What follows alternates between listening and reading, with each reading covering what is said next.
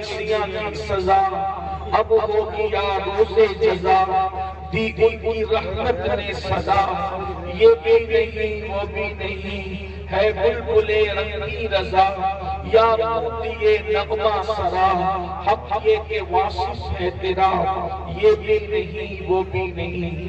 آج کی یہ محفل بھیسوری شریف کی سرزمین پر اللہ والوں کے قدموں میں، اللہ کے برگزیدہ اور مقبول بندوں کے قدموں میں ہم سب بیٹھے ہوئے ہیں۔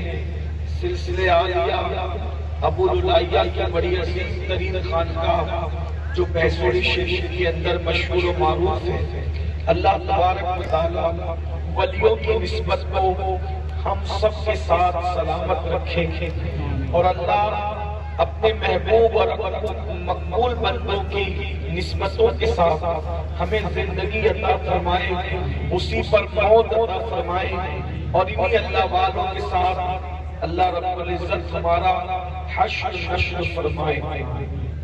بہت دیر کے لیے محفل نہیں ہے، بہت تھوڑے سے وقت کے لیے یہ محفل سچی ہے، اور غالباً ایک گھنٹے کے اندر مجھے اپنی گفتگو کو مکمل بھی کرنا ہے۔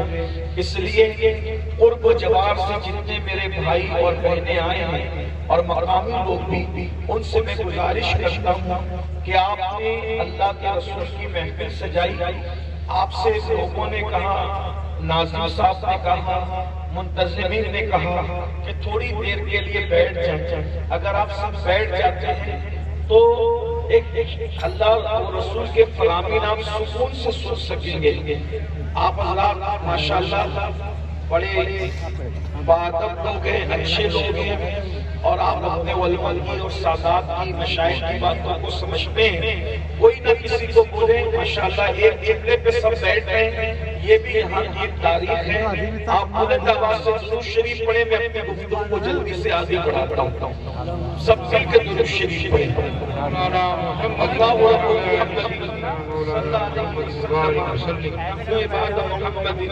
صلی اللہ علیہ وسلم، صلاۃ و سلام علیک یا جد الحسن والحسین وعلی آلک و اصحابک یا جد القدس الثقلین۔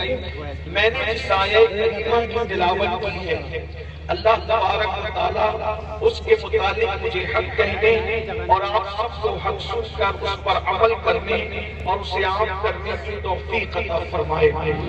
اللہ رب العزت نے ہم مسلمانوں کو یعنی رسول اللہ کے امتیوں کو جس لقب سے یاد کیا ہے وہ لقب بڑا عظیم ہے۔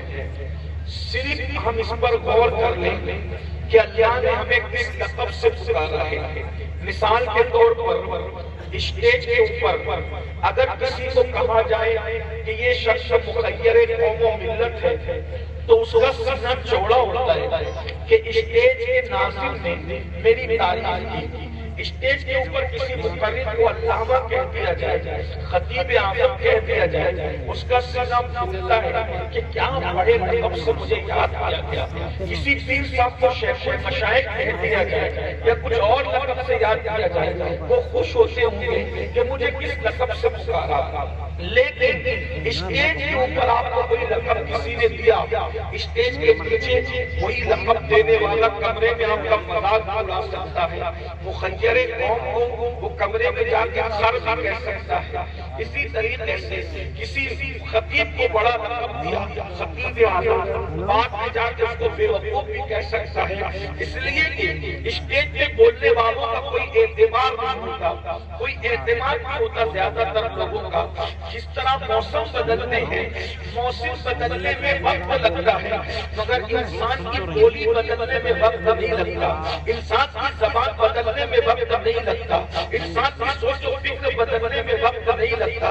ہاتھ پیر پھونکنے والے ہاتھ اور پیر سے دھکے بھی مارنے لگتے ہیں، تعریف کرنے والے گالیاں بھی دینے لگتے ہیں، لیکن مسلمانوں اپنے مقدر پہ ناز کرو۔ صرف آمینہ کے لال کی امت میں اللہ نے پیدا کیا تو ہمیں کسی مقرر کے لقب کی ضرورت نہیں، کسی ناظم کے لقب کی ضرورت نہیں، کسی اسٹیج کے لقب کی ضرورت نہیں۔ وہ اللہ جو خالق ارض و سما ہے، وہ اللہ جو ستار و غفار ہے، وہ اللہ جو جواد و کریم ہے، وہ اللہ جو خالق و مالک ہے، وہ اللہ جو جنت اور جہنم کا پیدا کرنے والا ہے، وہ اللہ جو زمین اور آسمان کا پیدا کرنے والا ہے، وہ اللہ جو چاند اور سورج کا پیدا کرنے والا ہے، وہ اللہ جو زمین کا سبزہ پیدا زمین سے سبزے پیدا کرنے والا ہے، وہ اللہ جو ستاروں کی انجمن کو سجانے والا ہے، وہ اللہ جو آسمان کا سائبان بنانے والا ہے، وہ اللہ جو آسمان سے پانی برسانے والا ہے، وہ اللہ جو زمین سے پانی نکالنے والا ہے، وہ اللہ جس نے جنات کو پیدا کیا، وہ اللہ جس نے بشر کو پیدا کیا، وہ اللہ جس نے حجر کو پیدا کیا، وہ اللہ جس نے قرآن کو نازل کیا، وہ اللہ جس نے انبیاء کو پیدا کیا، وہ اللہ جس نے اولیاء کو پیدا کیا، وہ اللہ جس نے فرشتوں کو بولی سکھائی، وہ اللہ جس نے چونٹیوں کو رزق عطا کیا، وہ اللہ جس نے سمندر کی طغیانی پیدا کی، وہ اللہ جس نے دریا میں روانی پیدا کی، وہ اللہ جس نے زندہ مرغی سے کبھی زندہ انڈا پیدا کیا اور مردے انڈے سے زندہ مرغی پیدا کی، وہ اللہ جو رات لاتا ہے تو دن کی چادر کو سمیٹ دیتا ہے، وہ اللہ جو دن لاتا ہے تو رات کی سیاہ صبح کو سمیٹ دیتا ہے، وہ اللہ جو صبح کو پیدا کرنے والا ہے، وہ اللہ جو شام کو پیدا کرنے والا ہے، وہ اللہ جو فقیروں کو بادشاہ بنانے والا ہے، وہ اللہ جو بادشاہوں کے ہاتھ میں ہتھکڑیاں ڈلوانے والا ہے، اس اللہ نے پورے قرآن کے اندر کم و بیش 82 مقامات پر، کم و بیش 82 مقامات پر مجھے اور آپ کو، رسول اللہ کی امت کو جس لقب سے پکارا، وہ لقب کتنا بڑا ہے۔ اللہ ارشاد فرماتا ہے، یا ایھا الذین آمنوا، اے ایمان والو، اندازہ فرمائیں اس سے بڑا لقب کوئی ہو سکتا ہے؟ اللہ اپنے بندوں کو، رسول اللہ کی امت کو یا ایھا الذین آمنوا کا لقب عطا کر رہا ہے۔ ارے مسلمانوں، مصطفیٰ جان احمد کی نسبت پر نیاز کرو، کسی نبی کی امت کو اللہ نے ایمان والا کہتے نہیں کر رہا۔ اگر یہ لقب کسی کو عطا کیا ہے تو اس نے صرف امت کو عطا کیا۔ نعرہ تکبیر، نعرہ رسالت، حضرت علامہ سید امیر القادری صاحب، اور وہ بھی لقب دینے والا کون ہے؟ اللہ ہے۔ اللہ لقب دے رہا ہے جو خود فرماتا ہے، لا تبدیل لکلمات اللہ۔ اللہ کی بات کبھی نہیں بدلتی، اللہ کا کلمہ کبھی نہیں بدلتا، اللہ رب العزت کی بولی کبھی نہیں بدلتی۔ اس نے یا ایھا الذین آمنوا، یعنی دنیا کے جتنے بھی آئیڈیز ہیں وہ سب تمہارے قدموں کے نیچے ہیں۔ کیوں؟ کیونکہ تم کو اللہ کہہ رہا ہے، اے ایمان والو۔ اب ایمان والوں کو، یہ ایمان والوں قرآن میں کم و بیش 82 آیت ہے، اس میں سے ایک آیت اس میں اللہ نے ایمان والوں کو 2 ذمہ داری عطا کی ہے۔ غور سے سننا توجہ سے، اللہ نے 2 ذمہ داری دی ہے۔ 2 ذمہ داری اللہ کی طرف سے ہے۔ کیا؟ ایمان والوں، قوا انفسکم واہلیکم نارا، اپنے آپ کو اور اپنی اولاد کو جہنم کی آگ سے بچاؤ۔ اپنے آپ کو بھی ایمان والے ہونا، ناش کرو مقدر تک، ایمان والا بنایا، اور ایمان والا کہہ کے پکارا، ایمان والا بنایا بھی اور ایمان والا کہہ کے پکارا بھی، ایمان والا بنا کر ایمان والا کہہ کے پکار کر اب فرما رہا ہے کہ تمہاری 2 ذمہ داری ہے، قوا انفسکم واہلیکم نارا، اپنے آپ کو بھی جہنم سے بچاؤ اور اپنی اولاد کو بھی جہنم سے بچاؤ۔ پھر بتاتا ہے کہ یہ جہنم کیا ہے، تو خود ہی فرماتا ہے وقودھا الناس والحجارہ، یہ جہنم کیا ہے؟ جس کا ایندھن انسان اور پتھر ہے، یعنی دنیا کی آگ جلتی ہے تو لکڑی سے جلتی ہے، دنیا کی آگ جلتی ہے تو کوئلے سے جلتی ہے، دنیا کی آگ جلتی ہے تو پیٹرول اور پیٹرولیم سے جلتی ہے، لیکن یہ جو جہنم کی آگ ہے، یہ جہنم کی آگ ایسے جلتی ہے وقودھا الناس والحجارہ، جس کا ایندھن لکڑی نہیں ہے،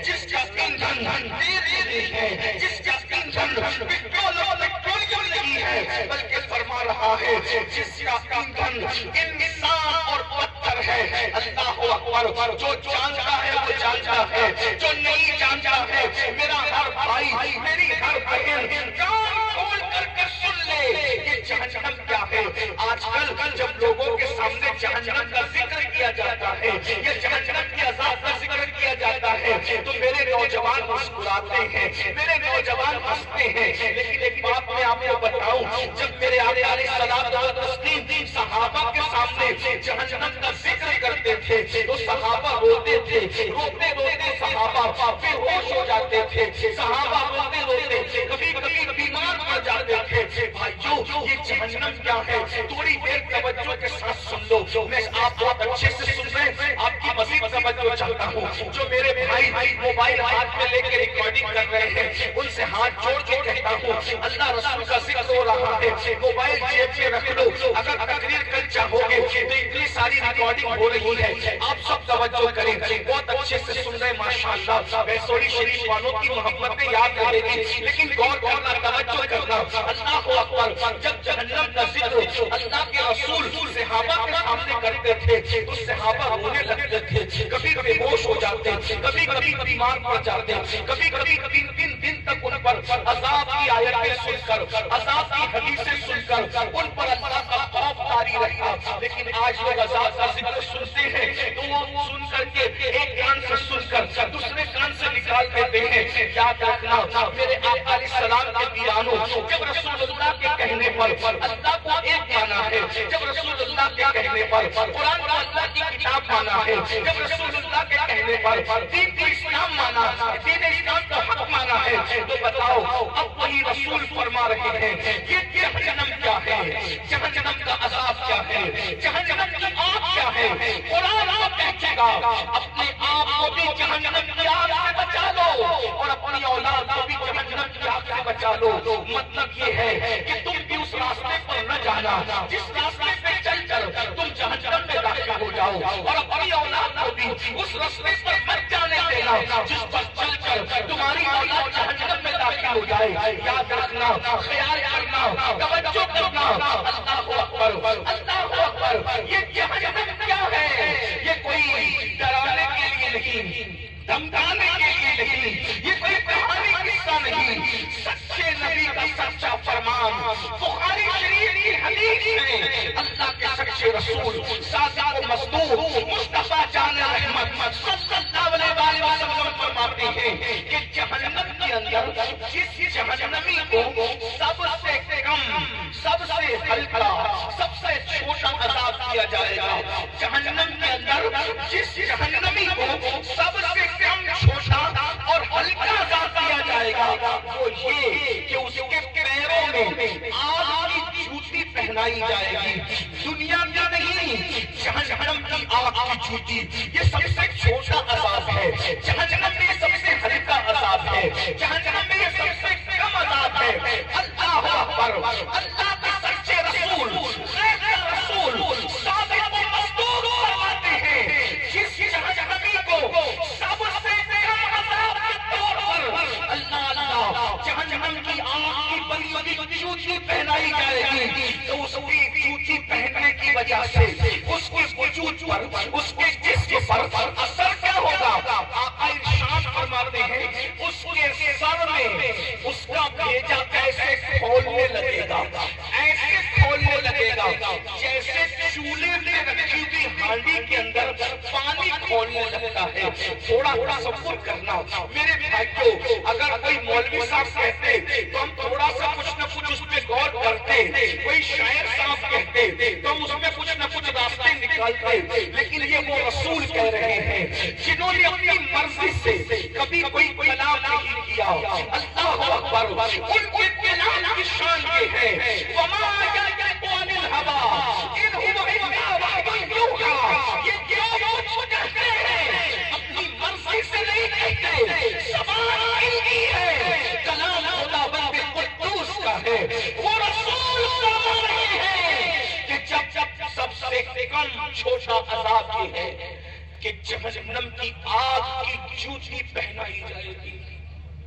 اور اس میں سر میں ایسے بھیجا کھولے گا جیسے چولہے پہ رکھی ہوئی ہانڈی کے اندر پانی کھولنے لگتا ہے، اور بھیجا کھول کھول کے کانوں سے نکلے گا، ناک سے نکلے گا اور انسان کے پیروں پہ پڑے گا۔